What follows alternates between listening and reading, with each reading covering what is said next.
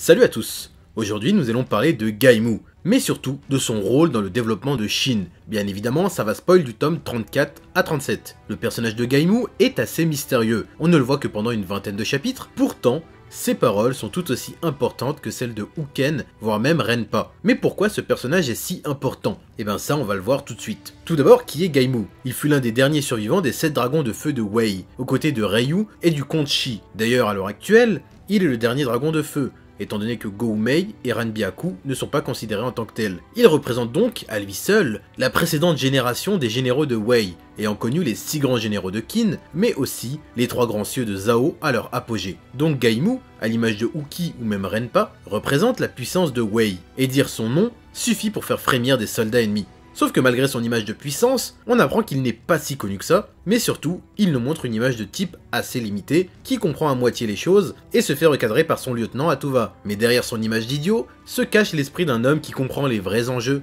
et raisons de la guerre. Et d'ailleurs nous allons creuser ça car c'est la thématique de la vidéo. Gaimou a une analyse de la guerre qui nous permet de voir, sous un autre angle, des personnages comme Uki, Renpa ou même Shin. Nous voyons l'histoire du point de vue de Shin, et à ses yeux, Renpa et Uki sont d'incroyables héros à surpasser pour être un grand général sous les cieux. J'en suis sûr que la plupart d'entre vous trouvent Renpa et Uki totalement cool, preuve que nous avons le point de vue de Shin. Sauf qu'en relisant l'arc des dragons de feu, et en voyant le point de vue de Gaimou, peut-être que certains ont dû se dire: et si Uki et Renpa étaient des monstres assoiffés de sang? Gaimou explique qu'il voit ses généraux comme de simples rêveurs, se berçant d'illusions, en trouvant des excuses pour tuer sans avoir mauvaise conscience. Le champ de bataille n'est qu'un endroit où les forts tuent les faibles, et ainsi de suite. On peut voir cette vision comme étant la raison de pourquoi Gaimou ne va se battre que s'il repère quelqu'un de fort. Il a une vision réaliste de la guerre, là où Shin, Uki et Renpa la voient d'une manière optimiste, c'est-à-dire des grands hommes s'affrontant pour être les meilleurs. Et c'est pour cette raison que Renpa et Uki n'ont jamais voulu combattre Gaimou. Les rêveurs ne veulent pas voir la réalité et préfèrent se battre entre eux pour perpétuer le rêve. C'est pour ça qu'ils considèrent que Gaimou n'en vaut pas la peine. Pourtant, Shin a ressenti la même chose qu'avec Renpa en combattant ce dernier. C'est qu'au final, Gaimou n'a rien à envier à Renpa. Mais comme Gaimou cherche à combattre directement le général, sans utiliser de stratégie ou même de tactique, il n'est alors pas assez amusant pour Renpa par exemple, qui voit la guerre comme une sorte de jeu, comme on a pu le voir contre Mugu, où ce dernier s'amuse en voyant la forteresse. D'ailleurs, dans le chapitre 384, Gaimou dit quelque chose d'intéressant par rapport à Shin, qu'on va essayer d'analyser. Quand Shin se demande comment un type comme lui n'est pas aussi connu que Renpa, Gaimou lui répond: je pensais qu'ils étaient tous partis. Mais il reste encore un tigre, j'ai l'impression. Il a reconnu en Shin quelqu'un ayant la même vocation que Renpa, c'est-à-dire avoir son nom gravé dans l'histoire et donc un rêveur, car il est de la même trempe que Renpa et Uki. Pendant son discours avec Ten, Gaimou nous laisse penser que selon lui, toute personne voulant combattre a un désir, que ce soit la fortune, la gloire ou même tout simplement tuer des gens et se battre. Selon lui, ces personnes, tout comme Ten, sont juste à la recherche de bonheur en tuant d'autres personnes, c'est-à-dire en allant faire la guerre. On a encore là une vision opposée à celle de notre héros, qui pour lui la guerre est bien plus belle que cela. On se retrouve donc avec un symbolisme supplémentaire, ce qui est récurrent dans Kingdom. Mangoku victime de guerre, Uken cherchant à stopper les guerres, Gaimou qui ne voit la guerre comme étant qu'une boucherie, et Shin qui lui voit la guerre comme un moyen de réunifier la Chine tout en faisant confiance à Heisei. Et en parlant de symbolisme, on peut se focaliser sur les 3 dragons de feu de Wei. Chacun représente une vision de la guerre. Ryu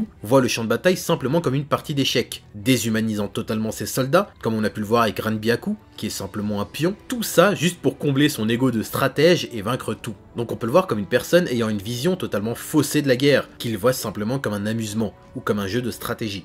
Le comte Shi, lui, voit la guerre comme un moyen de mourir, il n'a plus rien à perdre. Et c'est cette même guerre qui l'a séparé de son grand amour, qui finit par mourir pendant son absence. D'ailleurs, ce qui est paradoxal, c'est que le comte Shi voit la guerre comme une solution. S'il meurt, alors il pourra rejoindre Shika. Donc, c'est une libération pour cet homme tourmenté. Et Gaimou, lui, voit la guerre de manière réaliste, comme dit précédemment, avec les forts et les faibles. Mais du coup, qui sont les forts que Gaimou pointe du doigt? Étant donné que ce dernier ne comprend pas les motivations des autres généraux, car il voit la guerre seulement comme une finalité, et pas un moyen d'arriver à une finalité, alors on pourrait comprendre qu'ils partent du principe que tous les grands généraux ne sont là que pour tuer, à l'image d'un Kanmei qui ne cherche qu'à se battre pour prouver qu'il est le plus fort. Ce sont des personnes qui se justifient de tuer en mettant en avant leurs idéaux et objectifs. Avoir un nom qui résonne dans la Chine, vaut-il la peine de tuer des milliers de personnes? Il y a une hypocrisie envers les héros, qui sont montrés comme des modèles de réussite, alors qu'ils ne sont que des tueurs de masse. Les hommes s'entretuent seulement pour un but égoïste, que ça soit pour de l'argent, de la renommée ou même du pouvoir. Et Shin est dans ce cas-là. Il voulait être général avec Yu seulement pour avoir son nom gravé dans l'histoire, ce qui est totalement égoïste, au vu du nombre de personnes qu'il tuera pour ça, tout comme Renpa et Uki. Sauf que Shin est une personne qui, au fur et à mesure de ses rencontres, apprend des autres. Il commence son parcours avec une vision romancée de la guerre, simplement pour se faire un nom. En voyant Renpa, cela a juste appuyé son rêve d'être un grand général sous les cieux, et donc il a compris comment l'être, mais grâce à Kanki